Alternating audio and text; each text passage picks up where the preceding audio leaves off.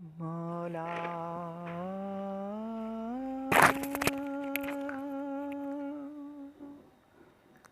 दोस्तों, आज मैं आपको संत निजामुद्दीन औलिया साहब की जीवन से जुड़ी एक कहानी सुना रहा हूँ, जो मैंने अपने बापूजी के मुख से सुना है। एक व्यक्ति था जिसकी बेटी की शादी कुछ ही दिन बाद होने वाली थी, लेकिन पैसों का इंतज़ाम नहीं हो पा रहा था। इसलिए वो व्यक्ति बहुत दुखी था।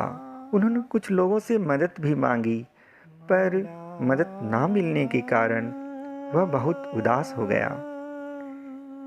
एक दिन वह एक चौराहे पर खड़ा था। तभी वहाँ पर एक अनजान व्यक्ति आया और उनसे बोला, आप क्यों उदास हैं? अगर आपको कुछ चाहिए तो आप संत निजामुद्दीन औलिया साहब के पास जाएं और अपनी सारी बात उन्हें बताएं। वो आपको खाली नहीं लौटाएंगे।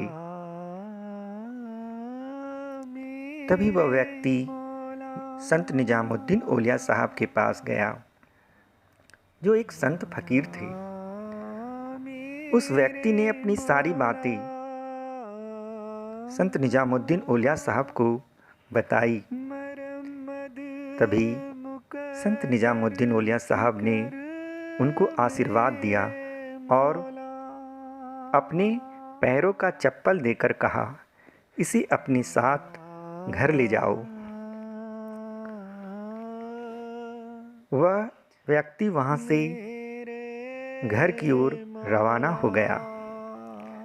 मन में बहुत सी तरह के ख्याल उठ रहे थे।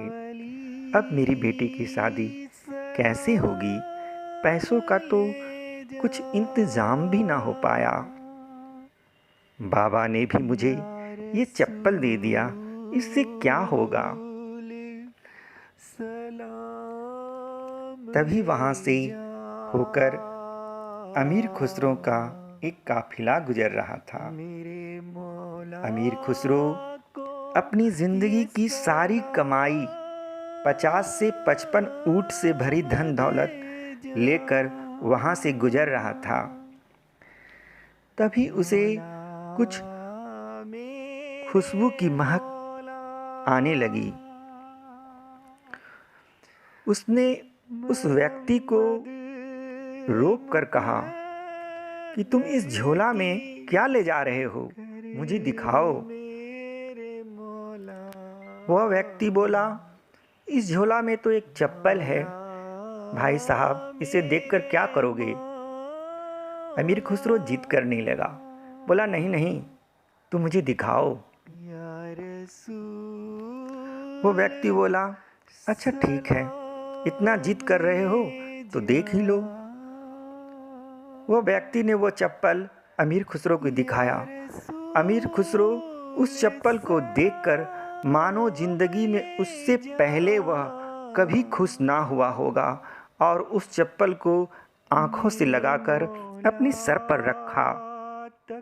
और अमीर खुसरो ने उस व्यक्ति से कहा, मेरे जीवन की सारी कमाई इस 50 से 55 ऊंट से भरी धन दौलत है, इसे ले लो और इसके बदले मुझे ये चप्पल दे दो।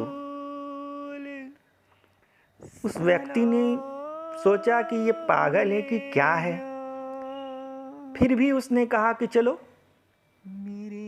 चप्पल ले लो, चप्पल में क्या है। उसने वो चप्पल दे दिया और सारा धन दौलत लेकर वो 50 से 55 ऊंट से भरी धन दौलत लेकर घर की ओर रवाना हो गया।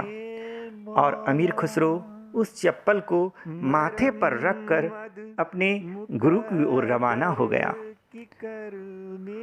वह चप्पल उसके गुरु संत निजामुद्दीन औलिया साहब का था, जिसकी चप्पल की खुशबू को ही वह पहचान गया कि ये मेरे गुरु का चप्पल है, और उसे पाने के लिए मानो पागल हो गया।